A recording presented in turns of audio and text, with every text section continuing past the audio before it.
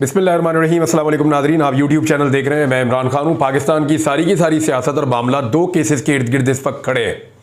यानी इमरान खान साहब का बाहर आना, यानी रियासत नहीं चाहती कि अभी वो बाहर आए और वहाँ प्रॉब्लम्स हो सकती हैं, और इमरान खान को भी कोई बहुत जल्दी नहीं है बाहर आने की।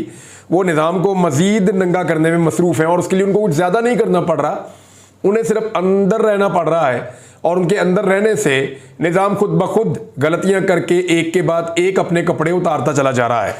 बहरहाल दो बड़े केसेस हैं जो मैं आपको बता रहा हूं। एक तो फैसला महफूज हो चुका है मखसूस नशिस्तों का, और इसका फैसला जो है जब आएगा सामने तो उसके बड़े दूर रस नताइज होंगे।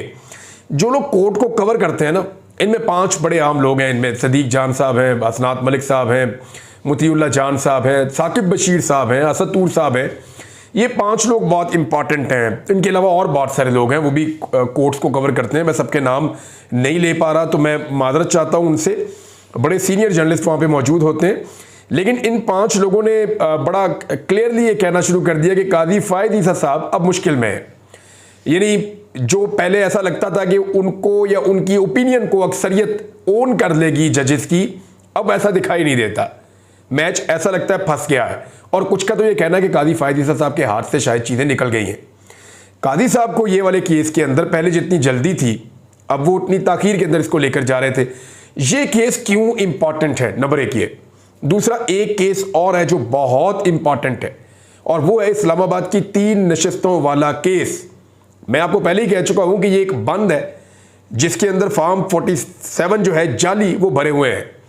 और अगर इस बंद में एक शगाफ पड़ गया या ये बंद टूट गया तो फिर पूरे मुल्क के अंदर जो है इस्लामाबाद के बाद फॉर्म 47 के ऊपर जो जाली एमएनएस बनाए गए हैं या एमपीएस बनाए गए हैं, वो इस बंद के टूटने के बाद बहते हुए बाहर निकलेंगे ईवानों में से, और उनकी जगह पे जो फॉर्म 45 वाले जो लोग जीते हुए हैं वो अंदर जाएंगे। अब ये मामला, ये 2 चीज़ें गले पड़ी हुई हैं हुकूमत की। 2 फैसले बहुत इंपॉर्टेंट हैं।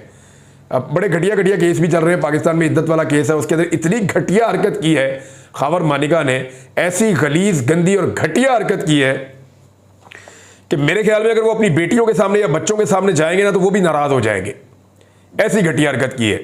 यानी अब इतने साल गुजरने के बाद वो अदालत को अजीबोगरीब दरखास्त दे रहे हैं। मैं तो वो बातें बोलना भी नहीं चाहता। मैंने आपको पहले बताया कि मैं कभी भी सख्त मुखालफत भी हो ना किसी के साथ, तो उसकी निजी ज़िंदगी के ऊपर मैं कोशिश करता हूँ बात ना करूँ, और मैंने नहीं की। वो मामला उसकी निजी ज़िंदगी का है। लेकिन यहाँ तो हद हो गई है। पीटीवी के ऊपर निजी ज़िंदगी लेकर चले गए, टॉक शोज़ के अंदर लेकर चले गए, सोशल मीडिया के अंदर लेकर चले गए, और फिर पब्लिक का रिएक्शन भी उतना ही खौफनाक आ रहा है। और इसके ऊपर जो उलमा जिनको बोलना चाहिए था पहले, वो बात ही नहीं कर रहे थे इद्दत के मामले के ऊपर। यानी ये तो खातून की राय के ऊपर होता है ना, वो जब कह देती हैं तो बात खत्म हो जाती है। इस्लाम में तो ये कहा जाता है, मौलवी खामोशी के साथ ये बातें करते हैं, लेकिन जितने बड़े आलिम दीन है पाकिस्तान में, बहुत बड़े बड़े नाम हैं, उनसे लोग शिकवा कर रहे हैं, जनाब आप बोले ही नहीं।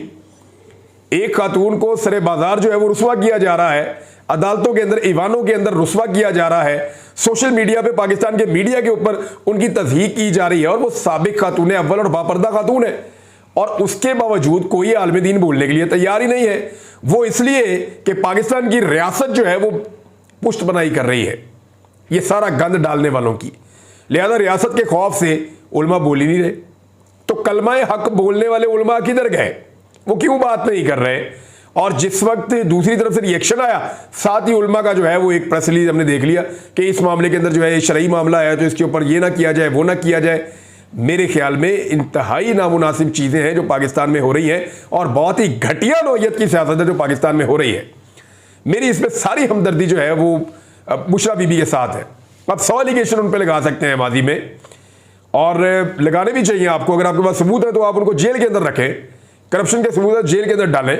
लेकिन किसी की निजी ज़िंदगी को इस तरह उन्हें जलील करना, रुसवा करना, ये तो अल्लाह रब्बुल इज़्ज़त भी इसकी इजाज़त नहीं देता, शरीयत इसकी इजाज़त नहीं देती। उलमा इकराम खामोशी से तो कह देते हैं, लेकिन खुलकर कोई भी सामने नहीं आता। तो एक केस जो है वो है मखसूस नशिस्तों वाला। इसका बहुत बड़ा इम्पैक्ट आएगा। वजह क्या है इम्पैक्ट की? क्योंकि ये जो केस है, इसका फैसला अगर पीडीएम की जमातों के हक में आ गया तो इसका मतलब है उनके पास 2/3 अक्सरियत होगी, और अगर उनके पास 2/3 अक्सरियत होगी तो फिर वो काजी फ़ायद ईसा साहब को एक्सटेंशन भी दे सकेंगे, जिसके पाकिस्तान की सियासत के ऊपर बड़े गहरे असरात होंगे। क्योंकि कुछ लोग ये क्लेम कर रहे हैं कि कादी फायद ईसा साहब जो है वो एक्सटेंशन नहीं लेना चाहते, लेकिन वो हर चीज़ की तरदीद करते हैं, इस चीज़ की उन्होंने अभी तक तरदीद नहीं की है। तो एक तो ये केस है। अच्छा, इसमें एक चीज़ और याद रखिएगा, फ़र्ज़ करें कि ये नशिस्तें मिल जाती हैं पीडीएम की जमातों को, लेकिन दूसरी जानिब से इलेक्शन ट्रिब्यूनल्स के ज़रिए से 5-7 सीटें उनकी निकल जाती हैं बीच में से, और अगर उनकी सीटें वहाँ से निकल जाती हैं तो याद रखिएगा फिर भी 2/3 अक्सरियत जो है वो ख़त्म हो जाएगी। और वो एक केस मैं आपको बताता हूँ, वो जस्टिस तारिक महमूद जहांगीरी साहब की अदालत में केस चल रहा है, और उसमें इस्लामाबाद की 3 नशिस्तें हैं जिनके ऊपर इस वक्त फैसला होना बाकी है। कादी फायद ईसा साहब के हवाले से मैं आपको एक चीज़ बताऊं, जो फुल कोर्ट इजलास हुआ उसकी कुछ अंदरूनी चीज़ें जो हैं वो डिस्कस होकर बाहर निकली। मैं अगेन आपको बता रहा हूं कि मैं कोर्ट रिपोर्टर नहीं हूं, जो कोर्ट रिपोर्टर्स ने चीज़ें बाहर निकाली जिनके मैंने आपको नाम लिए थोड़ी देर पहले, उन्हीं लोगों ने ये क्लेम किया कि ये बातें अंदर से उन्हें मालूम हुई है कि फुल कोर्ट की जो मीटिंग हुई है या इजलास हुआ है उसमें क्या चीज़ें तय हुई हैं। एक तो ये चीज़ है कि इजलास में कादी फायद ईसा साहब को ये बताया गया कि ये जो आप सोच रहे हैं, जिस तरह से आप कर रहे हैं, इस तरह तो लोग जो हैं वो, एक जज साहब ने कहा कि मौलवी तमीज़ुद्दीन केस को भूल जाएंगे, जस्टिस मुनीर वाला जो केस है, यानी पाकिस्तान में बदतरीन मिसाल दी जाती है तो उस केस की और उस मामले की दी जाती है। तो ये बताया गया अदालत में कि इजलास में कि जनाब लोग उसको भूल जाएंगे अगर ये ऐसे किया गया तो।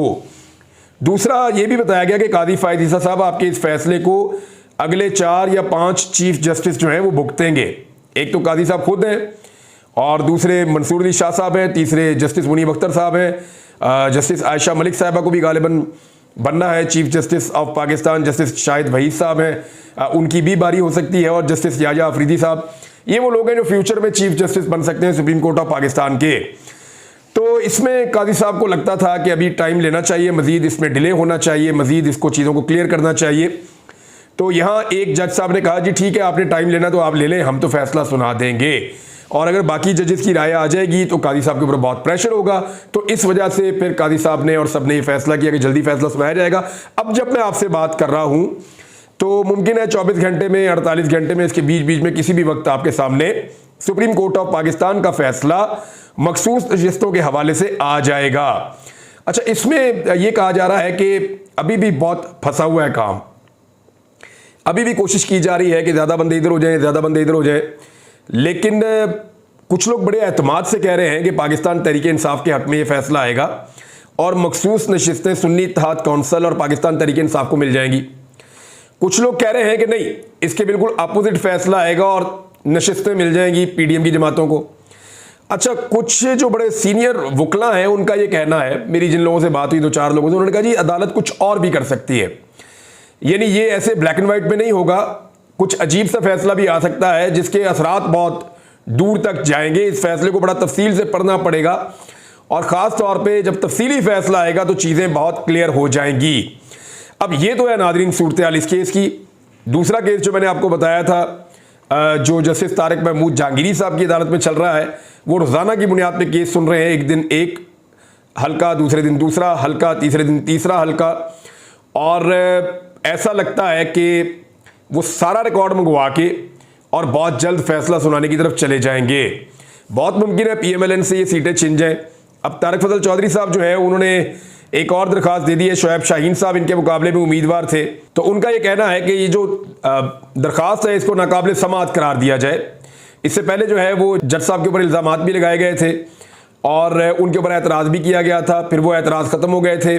इस्लामाबाद हाई कोर्ट के चीफ जस्टिस के बाद ये मामला गया था जस्टिस आमिर फारूक साहब के पास, और अब जो है वो कुछ और इल्ज़ामात लगाए गए हैं जस्टिस तारिक महमूद जहांगीरी साहब के ऊपर, और एक और दरखास्त भी दायर की गई है, उनकी तैनाती को भी चैलेंज कर दिया गया है, और ये भी कहा गया कि उनकी डिग्री जाली है, इस किस्म की बातें की जा रही हैं, और साथ ही साथ उनके खिलाफ जो है वो दरखास्तबाजी भी की जा रही है ताकि उनको काम से रोका जाए।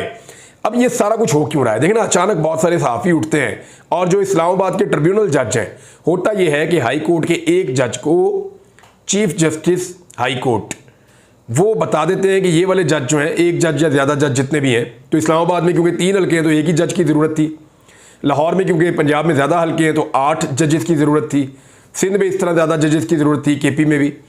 तो यहाँ पे होता यह है कि वो एक जज का नाम दे देते हैं कि जनाब ये जज हैं ट्रिब्यूनल के तौर पे, और फिर वो उन हलकों के अंदर देखते हैं धांधली हुई है या नहीं हुई है।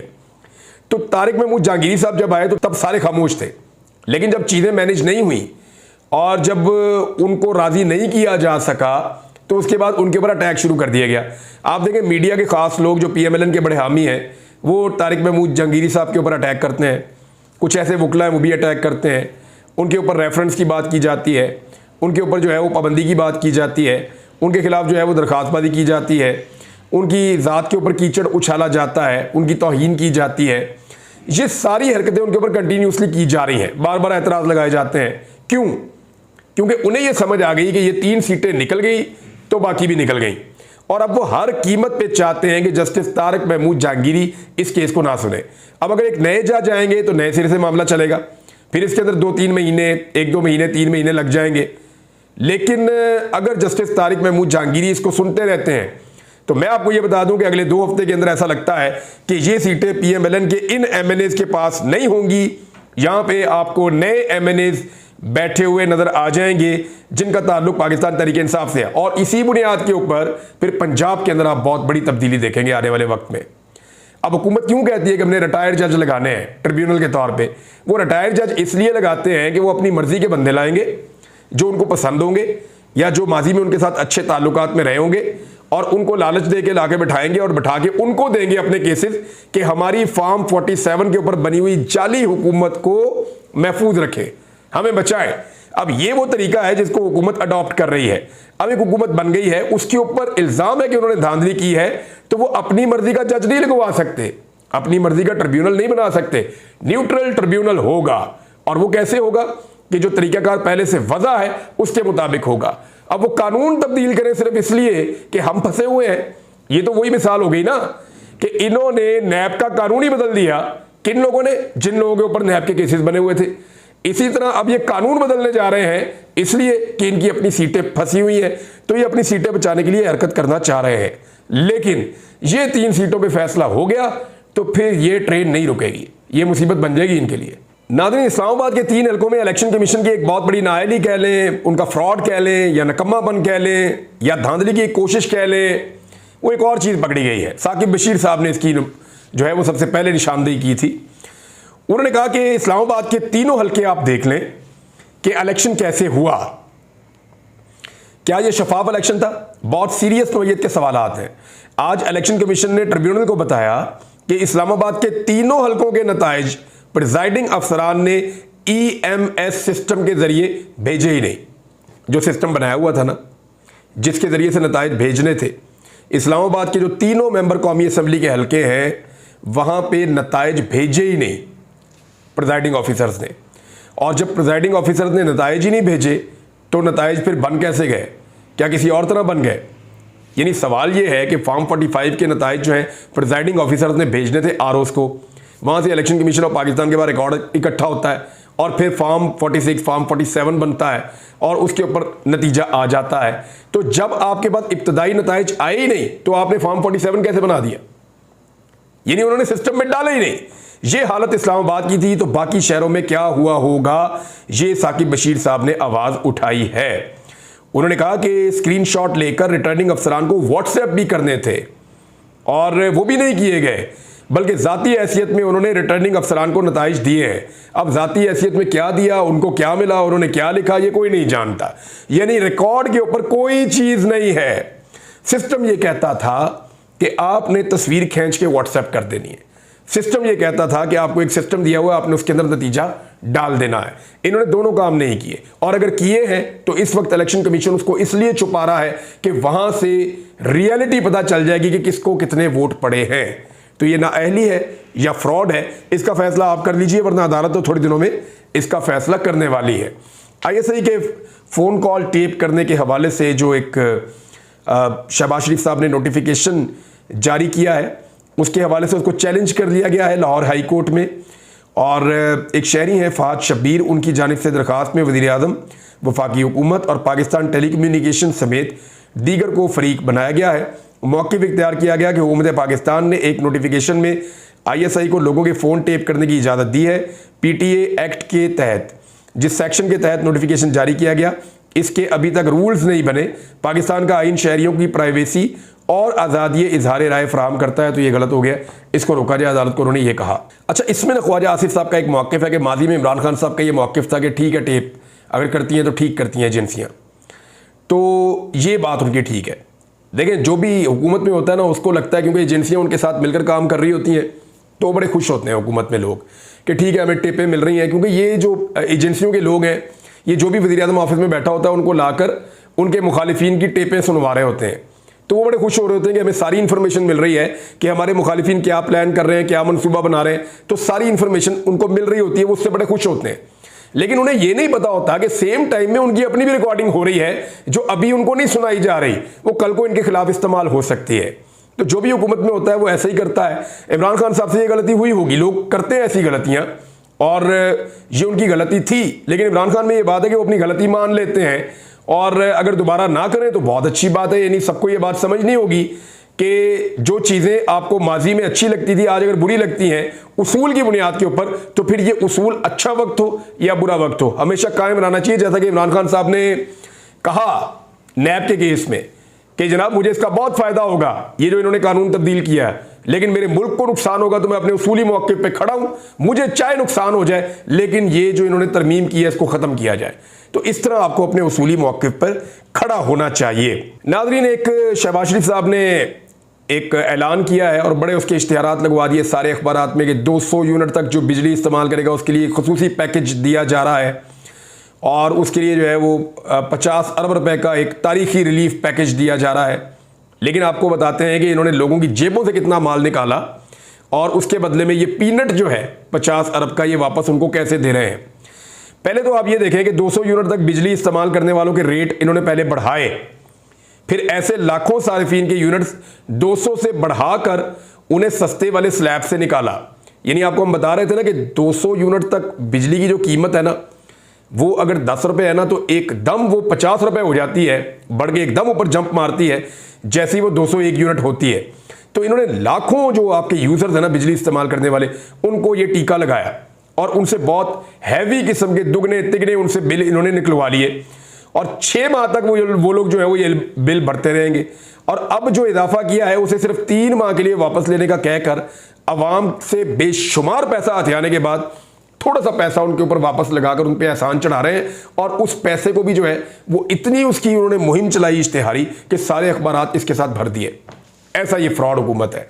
और लोगों को तो पता चलेगा जब अगस्त के बिल आएंगे, सितंबर के बिल आएंगे, तो उनको आइडिया हो जाएगा कि उनके साथ कैसा खौफनाक धोखा इन हुक्मरानों ने किया है। और खबरें बाद में देता हूँ नाज़रीन, अब तक के लिए इतनी, अपना ख्याल रखिएगा, अपने चैनल का भी। अल्लाह हाफिज़।